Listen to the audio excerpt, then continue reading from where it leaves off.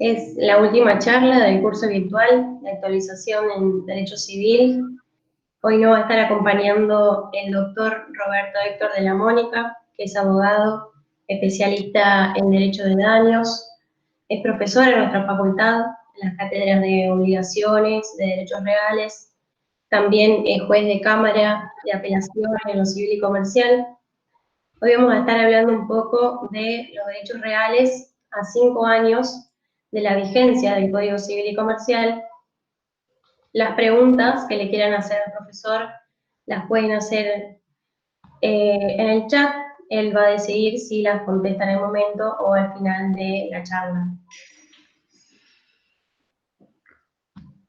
Bueno, muchas gracias, Sofía. Buenas tardes a todos. El agradecimiento a esta agrupación de estudiantes, Apertura Universitaria. El agradecimiento, a vos, Sofía, a Ángel Truco y, a todos los presentes, que espero en este ratito no aburrirlos, y voy a tratar de que esto sea una charla amena dentro de la mala fama que tienen los derechos reales en la facultad como materia un poco áspera o un poco pesada, pero por eso lo que opté por hacer, teniendo en cuenta que falta muy poquito para que nuestro código cumpla 5 años, es ver si podíamos hablar un poco acerca de cómo estaban las cosas antes de la sanción del Código Civil y Comercial de la Nación, y qué es lo que podemos pensar, ¿no es cierto?, hoy de la reforma a 5 años de su materialización, tratando de sacar o de destacar los puntos que por ahí, a juicio nuestro, pueden llegar a ser los fundamentales en la sanción del Código Civil y Comercial de la Nación. Y también tengo que tener en cuenta, que el público de estudiantes, algunos de ustedes todavía no han llegado a hacer derechos reales, otros lo estarán haciendo, otros posiblemente ya lo han hecho. Para ellos, en todo caso, será de alguna manera refrescar algunos conceptos que ya hemos señalado, ¿no es cierto? Y tratando siempre de vincularlos con la realidad. Como sabemos,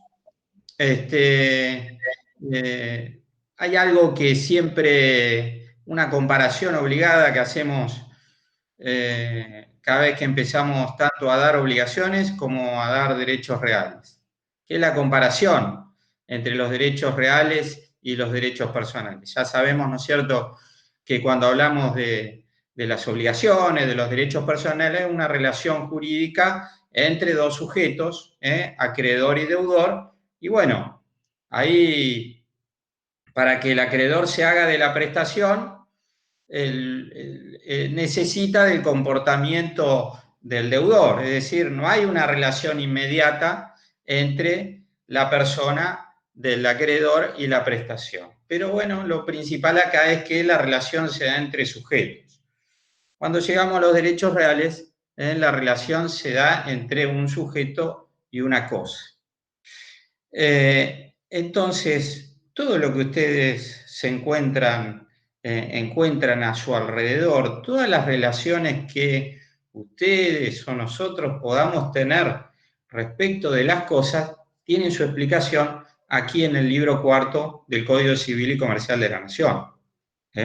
¿Por qué? Porque ustedes eran dueños de algo, de la computadora, del celular, y en consecuencia titulares de un derecho real de dominio, y en esa explicación, si nos metemos en las relaciones de poder, serán poseedores, o podrán ser, si son inquilinos de un inmueble que están alquilando, van a ser tenedores, y así todas y cada una de las cosas con las que ustedes en la realidad se encuentran a su alrededor tienen su explicación en esta materia. Entonces, en aquella relación entre sujetos, acá relación entre personas y cosas.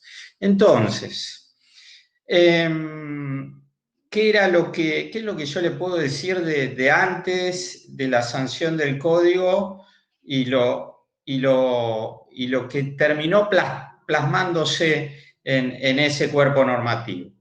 En primer lugar, que muchas de las cuestiones que la doctrina venía bregando o hacía sus críticas respecto de determinados institutos o del método del Código Civil, todo eso se terminó plasmando en la reforma. Es decir, fueron receptadas todas las postulaciones doctrinarias y jurisprudenciales, o al menos la mayoría de ellas. Todo lo que decíamos antes se termina plasmando. Pero creo que el mayor impacto que tiene la reforma del código es aquello que nosotros antes, y eso lo encontraban en el programa de nuestra materia, veíamos como nuevas formas de dominio o nuevas formas de derechos reales. Y ahí nos encontramos con ciertas situaciones, como por ejemplo la de los clubes de campo, barrios privados, barrios cerrados, shopping center, hipercentro de consumo. Después, el tiempo compartido, los cementerios privados, y bueno, era todo un estudio que se hacía de un montón de situaciones que carecían de marco jurídico regulatorio en el ámbito de los derechos reales. Recuerden ustedes siempre que acá, en materia de derechos personales, rige la autonomía de la voluntad, acá en materia de derechos reales rige el orden público, los derechos reales solamente pueden ser creados por la ley y los particulares no podemos modificar la regulación que tienen estos derechos reales y ni podemos crear, porque el único que está facultado para crearlos es el legislador, y el legislador nacional. Entonces, ahí en ese marco, todas eso que nosotros denominábamos nueva forma de dominio, y que yo le diría que en lo fundamental el mayor problema se daba con el tema de los emprendimientos urbanísticos que se habían desarrollado a lo largo y a lo ancho del país, en gran cantidad, emprendimientos que comenzaron por allá por la década del 30 del siglo pasado y que no tenían un marco jurídico regulatorio en materia de derechos reales en el Código Civil. Esa necesidad se termina plasmando a través de la figura de los conjuntos inmobiliarios que regula el derecho real de propiedad horizontal especial. De la misma manera, se da solución a otra figura, como era de los tiempos compartidos, esa cosa rara de imaginar de cómo podemos ser dueños, entre comillas, de una semana de vacaciones en un lugar vacacional determinado. Bueno, el código lo recepta y en una versión, digamos, un poco con mayor amplitud, porque no solamente le da el destino vacacional, los cementerios privados, que también era la problemática, que no tenía marco jurídico, también es resuelta, y la superficie prohibida por Vélez Arfiel en el 2614, permitida por la ley de superficie forestal, que incorporó su enumeración en el 2503 del Código Civil, se termina plasmando en su versión más amplia, la que permite no solamente las plantaciones y forestaciones, sino también la construcción. Bien, entonces en ese marco, también yo el análisis que hago es que termina siendo muy positivo en el sentido de que aparece más amigable para los estudiantes este libro cuarto.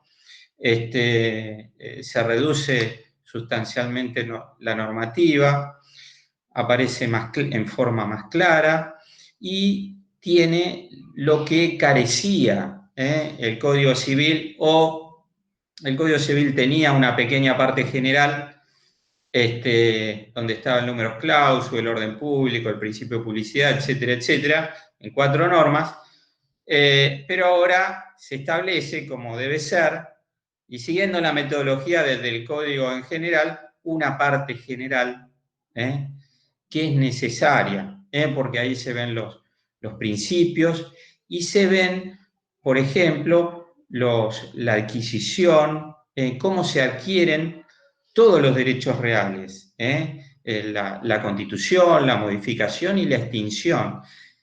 Y eso genera o provoca que no se tenga que reiterar toda esa normativa en cada uno de los derechos reales que luego se regulan.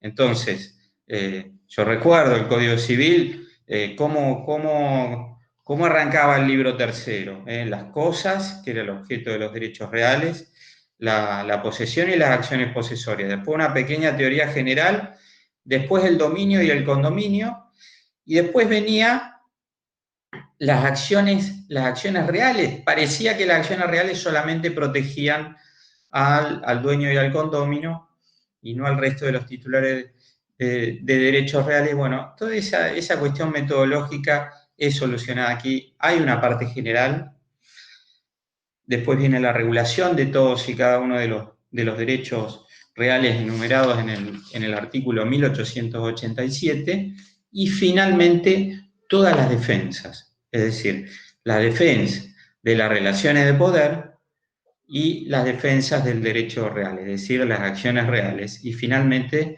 la relación entre las acciones posesorias y las acciones reales.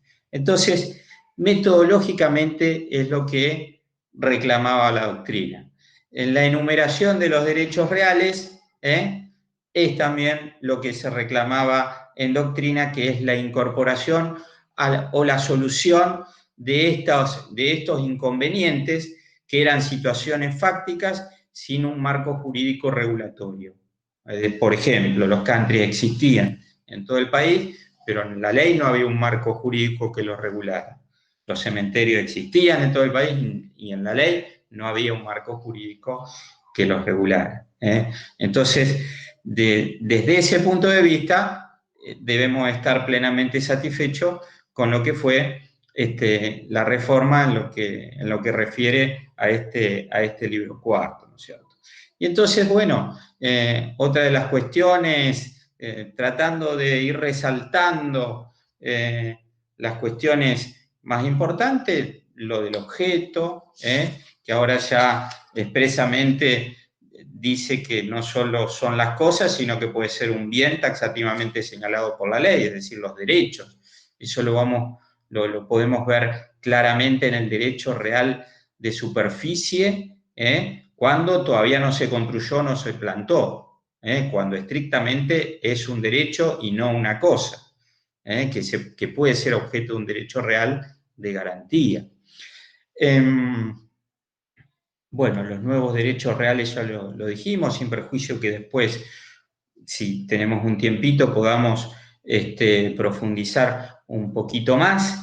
Pero bueno, en esta parte general, a mi modo de ver las cosas, aparece algo medular, que es lo referido a la adquisición o constitución de los derechos reales en el artículo 1892, cuando hace expresa referencia a la teoría de título y modo. Es decir, que para adquirir un derecho real se necesita título suficiente y modo suficiente, y los conceptualiza. El título suficiente, el acto jurídico que tiene la forma que exige la ley, y que tiene por finalidad transmitir o constituir un derecho real. Por ejemplo, un contrato de compraventa, y si es de inmueble, tiene que ser escritura pública.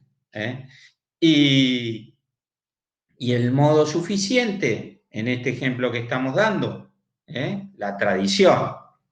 Ahí, y entonces, y también se aclaran el tema de los efectos que tienen los distintos registros de la propiedad, porque, por ejemplo, no será lo mismo la constitución de un derecho real sobre un inmueble que sobre un automotor.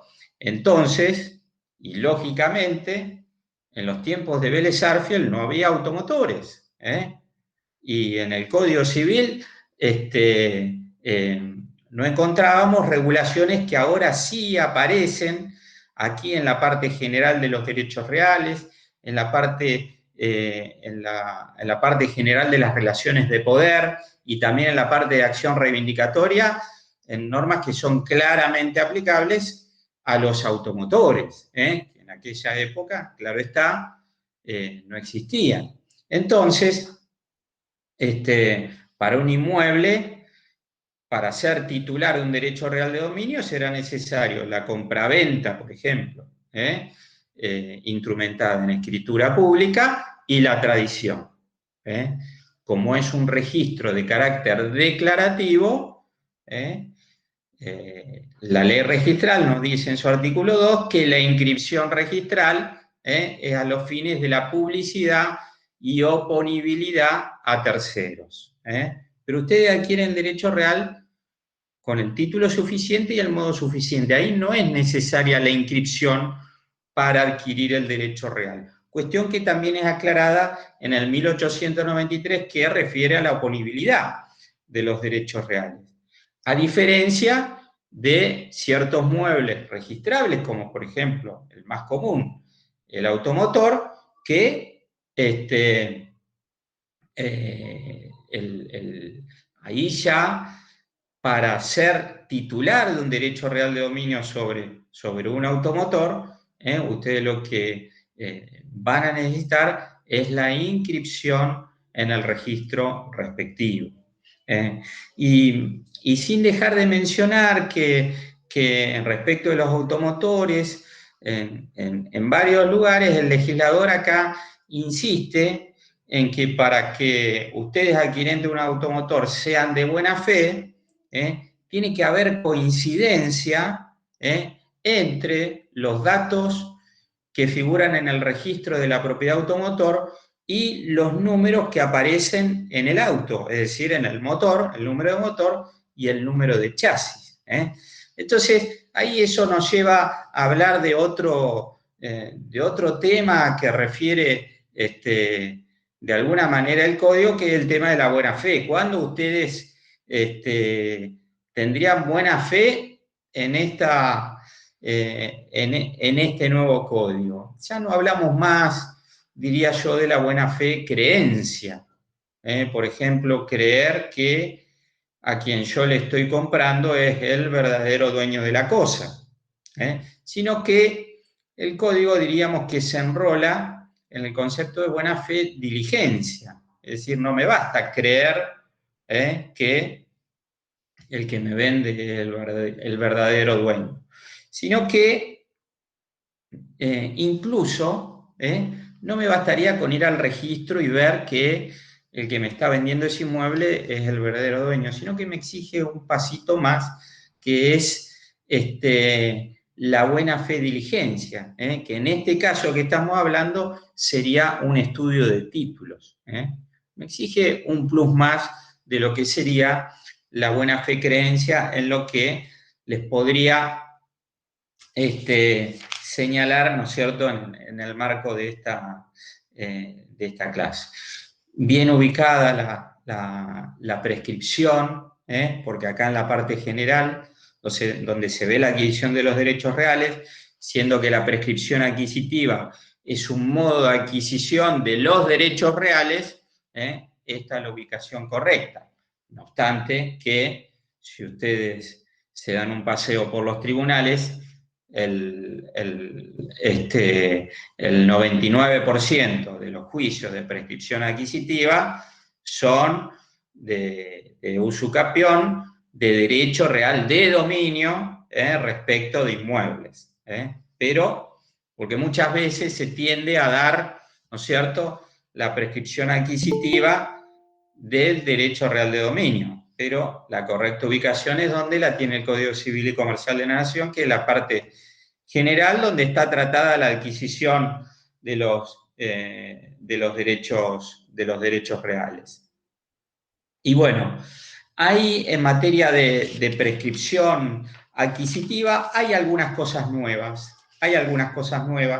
como es, por ejemplo, o sea, se mantienen los plazos de la prescripción, por ejemplo, en materia de inmuebles, de la prescripción breve y larga, en 10 y 20 años, pero, por ejemplo, hay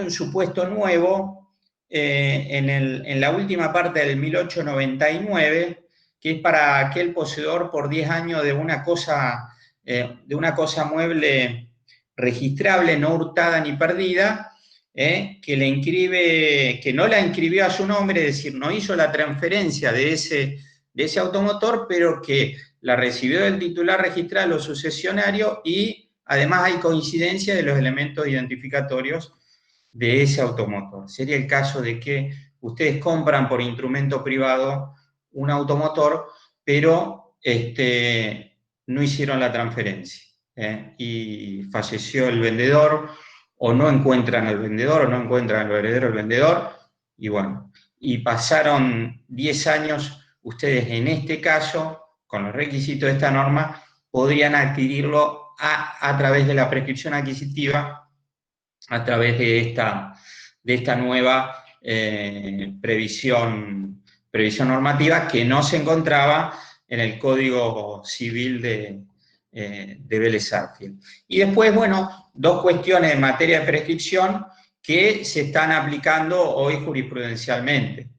Es decir, después de la sanción del Código, hay una norma, que es la del 1905, que le dice a los jueces que en la sentencia tienen que fijar la fecha de adquisición del derecho real. Entonces ahí lo que hay que hacer es ver en qué momento comenzó a poseer, en el caso que la sentencia sea favorable, tomar los 20 años y ahí fijar la fecha de adquisición. Y también, cuando ni bien está interpuesta la demanda, o sea, y en el segundo paso, que es correr traslado de la demanda de prescripción adquisitiva, ahí lo que la ley ahora ordena es que se inscriba el bien como litigioso, la notación de litis, que es una medida cautelar que se inscribe en el registro de la propiedad,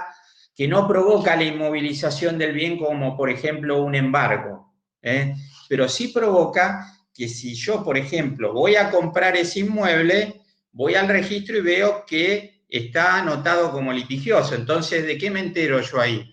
Me entero de que ese inmueble está siendo objeto de un juicio y que al final de ese juicio puede cambiar la persona que me está vendiendo ese inmueble. Entonces, es una medida acertada que ya aparecía en algunos códigos procesales. Pero bueno, después hay en lo que refiere a la posesión y la tenencia, situándonos, o sea, seguimos en la parte general de los derechos reales. Lo que ha hecho acá el legislador es darle la denominación a la posesión y a la tenencia de relaciones de poder de la persona con la cosa. La posesión y la tenencia siguen teniendo los mismos conceptos que venían del Código de Vélez y que receptaban la doctrina clásica de Savigny. Pero se introduce un nuevo supuesto, que es el de los servidores de la posesión. Los servidores de la posesión serían aquellos que están en la detentación material de la cosa, pero están en la detentación material de la cosa por un vínculo de dependencia o de hospedaje. Por ejemplo, aquel empleado de una empresa que está en la detentación material, por ejemplo, de una computadora, que está en su poder, pero en virtud de esa relación de dependencia. El único efecto que tiene, para lo único que sirve, es que tiene la defensa extrajudicial de la posesión, que es ante una agresión ilegítima de despojo de la cosa, puede rechazar ese ataque utilizando una fuerza suficiente este servidor de la posesión.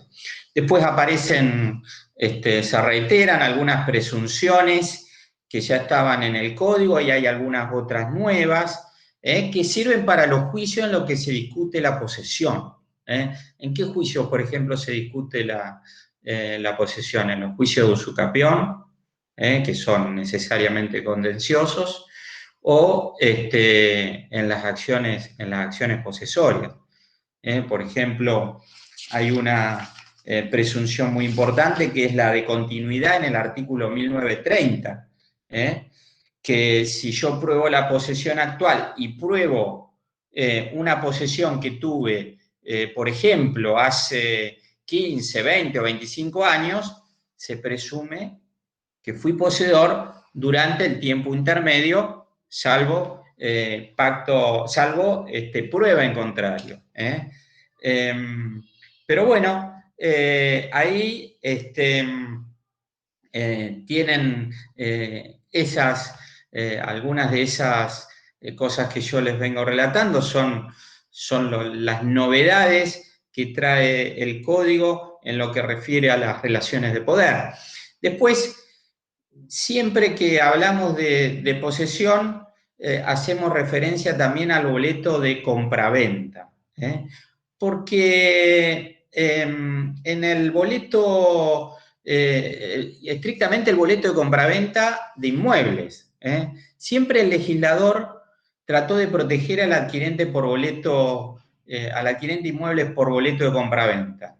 ¿Por qué? Porque aquí estaba sujeto a que, por ejemplo, el vendedor le vendiera por boleto a Pedro y a Juan el mismo inmueble. Entonces se generaba ese conflicto. O que como este vendedor enajenó por boleto de compraventa un inmueble, en el registro de la propiedad quien sigue figurando como titular es el vendedor. Y entonces vino un acreedor del vendedor, trabó un embargo y entonces el comprador por boleto no puede escriturar. Y está sujeto a esa ejecución. Y entonces se produce otro conflicto. O la quiebra del vendedor. En el proceso de quiebra va a venir el síndico a liquidar el patrimonio y va a tratar de vender este inmueble que figura en el patrimonio del vendedor. Bueno, entonces trató de protegerlo a través de la ley 14.005 de venta de lotes a plazo, en la ley de concursos y quiebras, en la ley de prehorizontalidad, que fue realmente un fracaso y que termina siendo derogada por el Código Civil y Comercial de la Nación. Pero bueno, de todos esos conflictos, y fuera de que la 17711 incorporó en el 2355 una disposición protectoria que generó muchas controversias en cuanto a tratar de determinar cuál era la naturaleza de la posesión del adquirente por boleto de compraventa. Porque el dueño no es. ¿Por qué no es dueño? Porque necesita título suficiente. Y el título suficiente necesita la forma que está prevista por la ley, que es la escritura pública. Entonces, acá en el boleto no tenemos la forma exigida por la ley, no hay título suficiente. Si no hay título suficiente, no hay derecho real. Entonces no somos dueños. Con boleto de compraventa y tradición. ¿Estamos? Entonces, esto sigue sin estar solucionado, el tema de la naturaleza de de la posesión del adquirente por boleto, pero si ustedes toman el código y ven el artículo 1170, algo se soluciona, ¿eh? El conflicto entre el adquirente por boleto y los terceros que hayan trabado cautelares sobre el inmueble vendido. Es decir, estos son acreedores del vendedor, ¿eh? Y entonces, si el adquirente por boleto contrató con el titular registral o puede hacer un encadenamiento de las transmisiones, si pagó el 25% del precio, si el boleto tiene fecha cierta y si la adquisición tiene publicidad registral o posesoria, ahí la ley establece que triunfa el adquirente por boleto. Esto viene de un fallo, el precedente es un fallo de la Corte mendocina. Y el artículo siguiente es la oponibilidad del boleto al concurso o quiebra del vendedor, que si ustedes leen los fundamentos de lo que era el proyecto del 2012, como ya está en la ley de concurso de quiebra, lo dejaron aquí por una cuestión histórica, por su valor histórico. Eso es lo que soluciona el código respecto del boleto de compraventa. Y bueno, después de toda esta parte general, de la que debemos ponderar, porque es lo que se necesitaba, ustedes imagínense que estamos hablando de posesión y casi todos los derechos reales se ejercen a través de la posesión. Y bueno, a partir de allí, y sin dejar de mencionarles que cuando hablamos de posesión, su naturaleza es un hecho, pero tiene consecuencias jurídicas muy importantes, tiene efectos jurídicos.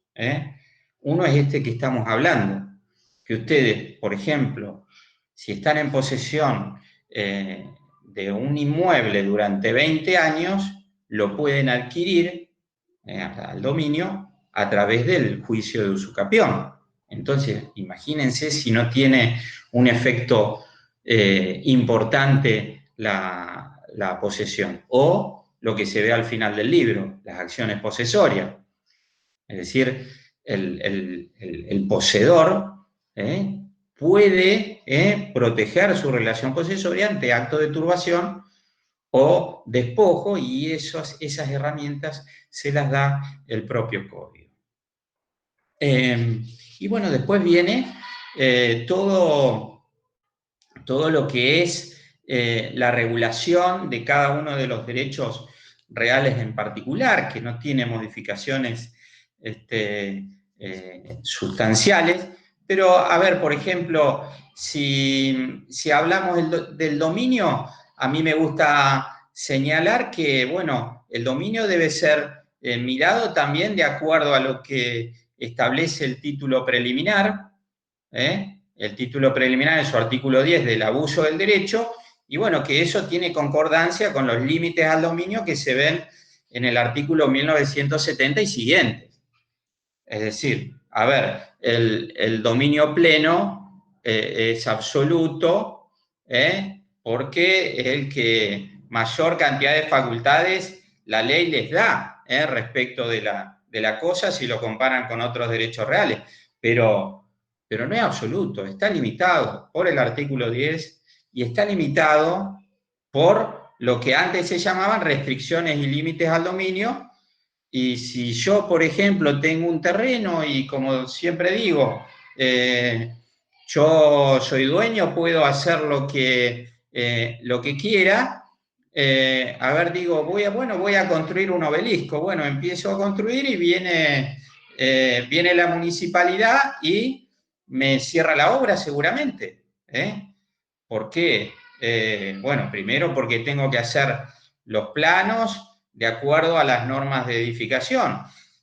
Y ahí, ¿no es cierto?, aparecen toda una serie de disposiciones de derecho administrativo que me van a decir si yo puedo, a qué altura puedo construir en esa zona, si en esa zona puedo construir lo que yo quiero construir. Los límites, los retiros la cantidad de pisos que voy a tener.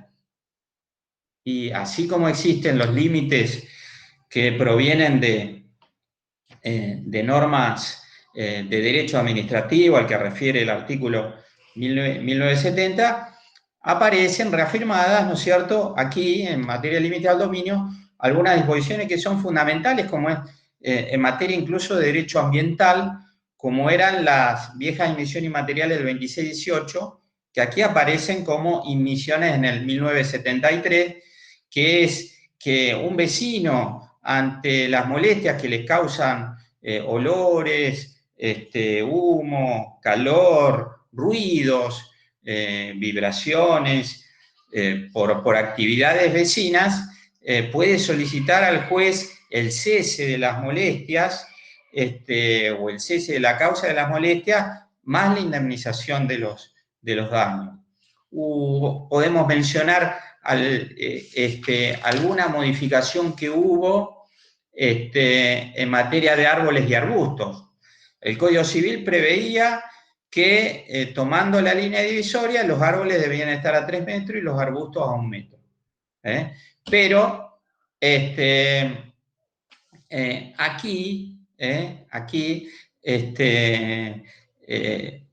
lo que ocurrió fue que a finales de la década del 60 hubo alguna jurisprudencia que atemperó, ¿no es cierto?, estas medidas estrictas. Y bueno, el artículo 1982 recurre a la terminología utilizada o a la pauta utilizada para las emisiones, que es la normal tolerancia. Es decir, podremos hacer cesar las molestias que nos provoque un árbol o arbustos, que nos provoquen daños que excedan la normal tolerancia, según lo dice expresamente el artículo 1982. Después, en materia de condominio, creo que algo importante en modificación puede llegar a ser algo que en algunas situaciones generó cuestiones jurisdiccionales, ustedes saben que el condominio es esencialmente inestable. Cualquiera de los condóminos en cualquier momento puede solicitar la partición. Pero cuando, los condóminos no se ponen de acuerdo respecto de la administración, tienen que convocar una asamblea. Antes se necesitaba como quórum que estuvieran todos los condóminos. Ahora se flexibilizó un poco y lo que sí es necesario que estén notificados todos los condóminos. O sea que si no concurre alguno de los condóminos, la asamblea se puede materializar igualmente. Y bueno, la mayoría sigue siendo la misma, que son las mayorías absolutas. Y bueno, después del tratamiento de otros condominios, en división forzosa, perdurable, medianería, etcétera, etcétera, en materia de propiedad horizontal, podemos mencionar, por ejemplo, algo que ya venía sucediendo, pero que no estaba en la ley de propiedad horizontal anterior, que era la 13512, que es el Consejo de Propietarios, y un aporte más que hace el 2068, que son los subconsorcios. Por ejemplo, ustedes tienen un edificio con un sector de cocheras o con un sector de locales comerciales. Respecto de esos sectores se van a poder formar subconsorcios que van a reportar al consorcio del edificio, porque ahí se van a poder tomar decisiones, por ejemplo, gastos extraordinarios que haya que hacer respecto de los locales comerciales que no son de interés directo de los propietarios de los departamentos, por ejemplo. Entonces, de ahí el acierto en materia de subconsorcio. La prehorizontalidad ahora se ha transformado en la obligación, ¿no es cierto?, de contratar un seguro de responsabilidad civil y las otras cuestiones, ¿no es cierto?, que aparecen en los artículos, en el artículo 2071, pero está claro que la ley de prehorizontalidad que derogó este código fue realmente un fracaso porque se trataba de proteger al adquirente por boleto, pero era tan engorroso los trámites y terminaban siendo tan costosos que fue escasamente utilizada los mecanismos de la ley de prehorizontalidad previo a la constitución del derecho real de propiedad horizontal, que es con la inscripción del reglamento de copropiedad de administración en el registro de la propiedad. Y después vienen los nuevos derechos reales. Los conjuntos inmobiliarios dio un marco regulatorio a todos los emprendimientos urbanísticos existentes a lo largo y a lo ancho del país. ¿Solo a ese tipo de emprendimientos? No, si ustedes leen el 2073, puede ser cualquier otro emprendimiento urbanístico, el destino puede ser de vivienda, temporaria, permanente, laboral, comercial, empresarial, destinos mixtos, etc. Es decir,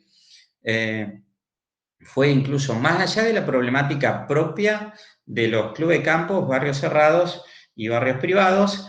El marco legal es que los nuevos emprendimientos deben tomar esta forma jurídica, según el 2075, y bueno, la parte más discutida del 2075 es que los preexistentes deben adecuarse,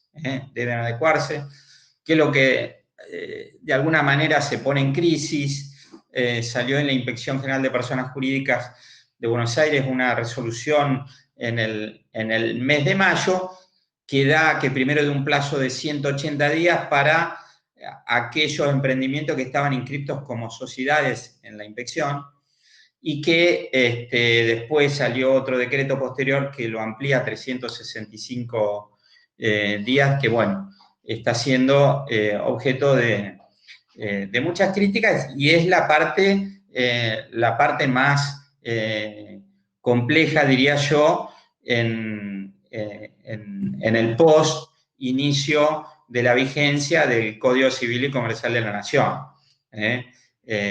No hay problema con el emprendimiento nuevo, pero sí puede llegar a haber inconveniente con los emprendimientos preexistentes, que van a tener que, según la ley, adecuarse a esta forma jurídica, y es lo que yo hoy les puedo decir que se encuentra en discusión. El tiempo compartido, ustedes capaz que, no sé si eran chicos o no habían nacido, pero allá por la década del 90, si ustedes iban a un lugar vacacional, iban a un supermercado, le hacían un jueguito, le decían que ganó, lo invitaban a un lugar por la noche, que podía ser un barco o una casa, donde, bueno, se dedicaban a venderle tiempo compartido. El tema acá era que ustedes compraban una semana de vacaciones en alguno de estos destinos turísticos de esta cadena de emprendimientos hoteleros.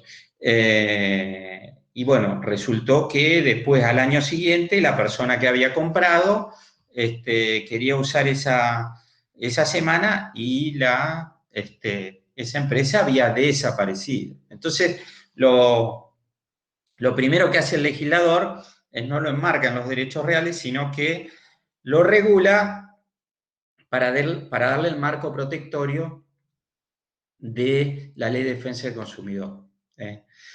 Y bueno, aquí el tiempo compartido está regulado y va un poquito más allá del destino estrictamente turístico, porque no solamente puede ser objeto del tiempo compartido los inmuebles, sino también los bienes muebles.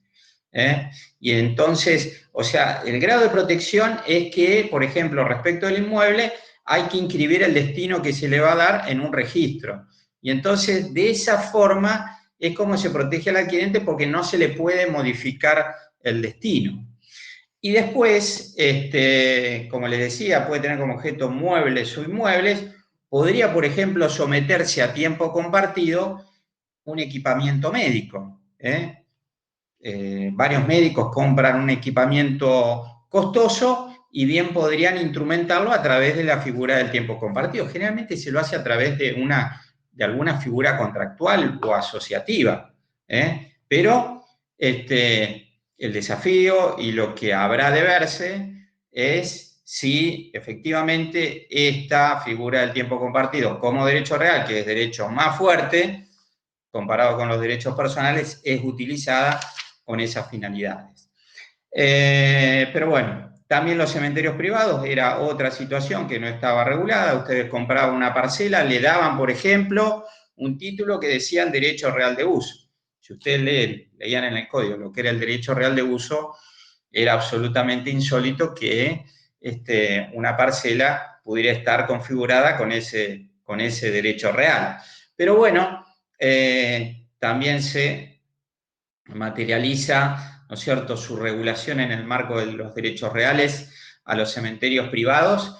Y bueno, la única salvedad acá es que en los cementerios privados destinados a la inhumación de restos humanos rigen y ya regían normas de policía mortuoria. Pero si ustedes iban al registro de la propiedad, bueno, el dueño de todo ese espacio donde están cada una de las parcelas es de un emprendedor. No aparecían derechos reales, titulares de derechos reales sobre las parcelas que ustedes habían adquirido. Y después la superficie.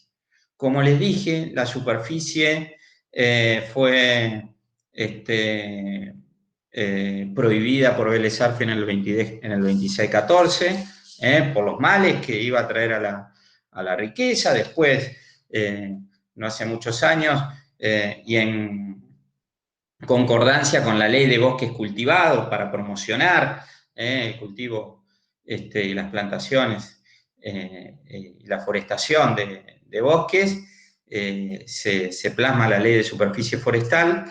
Y bueno, y ahora el código va un poquito más allá y instrumenta o regula el derecho real de superficie en su versión más amplia, que es tanto forestación o plantaciones como construcción. Y entonces, ¿cuál sería la idea con la superficie en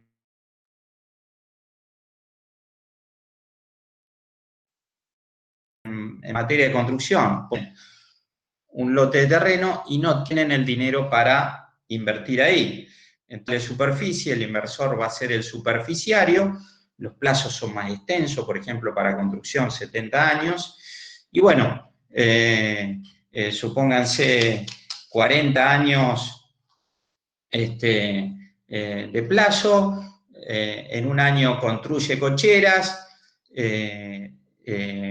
usufructúa de las rentas durante el plazo convenido y después todo eso vuelve al dueño del bien, será para él, será para sus hijos, ¿no es cierto? Pero sería un medio a través del cual se podrían generar estas inversiones. Y bueno, tal como les dije, con el tiempo compartido para el caso de los muebles, habría que ver si la figura es utilizada en esta versión más amplia que la superficie forestal que estaba regulada. Una sola cosita ahí, por ahí aparece media discutida, que es que al final del plazo, el dueño tiene que indemnizar al superficiario, cosa que por ahí puede llegar a desalentar, ¿no es cierto?, este tipo de emprendimiento.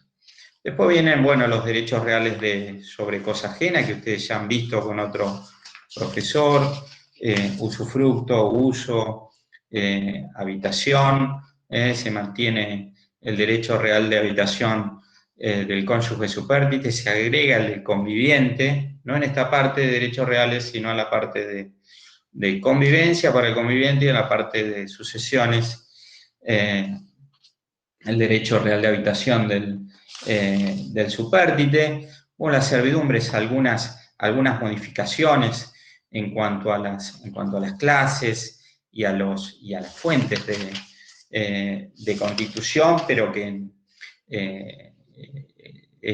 y se tipifican sí las servidumbres forzosas, por ejemplo la de tránsito y la de acueducto.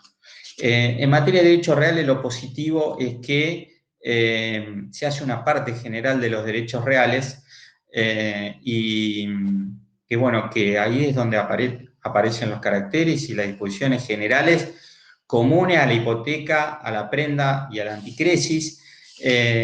Respecto de la hipoteca, tenemos que tener en cuenta que hubo algunas modificaciones. Una es que está no en la parte de hipoteca, sino en la parte general de los derechos reales, que es el tema de la especialidad en cuanto al crédito, lo que posibilitó el tema del otorgamiento de los créditos UVA. Y bueno, también el plazo, sí, ya en la parte de hipoteca, de duración de la inscripción del registro de hipoteca, que pasó de 20 años a 35 años. En materia de prenda, ustedes saben que se unificó con el Código de Comercio, entonces aparece sí acá la prenda con registro, que es la que es más vista y que, bueno, se remite a la ley especial ya existente. Y finalmente, todas las defensas, tanto de las relaciones de poder como del derecho real. Las defensas de las relaciones de poder y la defensa de la posesión están desarrolladas de una forma, digamos, más concreta y haciendo referencia a las dos principales lesiones. ¿Por qué les digo esto? Porque antes, en el Código Civil, existían las acciones policiales. O sea, estaban las acciones policiales y las posesorias propiamente dichas, con lo que eran 4 acciones. Y después la de obra nueva y la de daño temido. Aquí se ven las dos lesiones que puede tener la relación posesoria, que es la turbación en la posesión y el despojo. Entonces, con una legitimación activa amplia, porque se protege también a los tenedores, se ven esas dos acciones. La de mantener la posesión ante una turbación y la de recuperar la posesión ante un despojo, incluyéndose la acción de obra nueva en ambas y la de daño temido en la de mantener la posesión. Y a las acciones reales, las que ya preveíamos en el Código de Vélez-Sarsfield, reivindicatoria, confesoria y negatoria, se le agrega la acción de deslinde, que era la que existía en el condominio por confusión de límite, ahora pasa a ser contemplada como acción real, y después finalmente las relaciones entre ambas acciones, porque entre las posesorias y las reales, porque ustedes bien saben que si se inicia una acción posesoria, bueno, hay que terminar esa acción posesoria para poder promover la acción real, y no son acumulables ambas acciones. Pero bueno, en definitiva, y sin perjuicio de que bueno, se terminan plasmando en el código todos los aportes que ya venía haciendo la doctrina, la jurisprudencia, se le dan marcos jurídicos regulatorios a situaciones que yo las asimilo a lo que fue la propiedad horizontal en el siglo pasado. A mediados del siglo pasado, cuando sale la ley 13.512, no es que no existían departamentos, ya existían desde hacía mucho tiempo ese tipo de unidades, pero no tenían marco jurídico. Entonces al legislador no le quedó otra cosa que regularla. Y acá ha pasado lo mismo.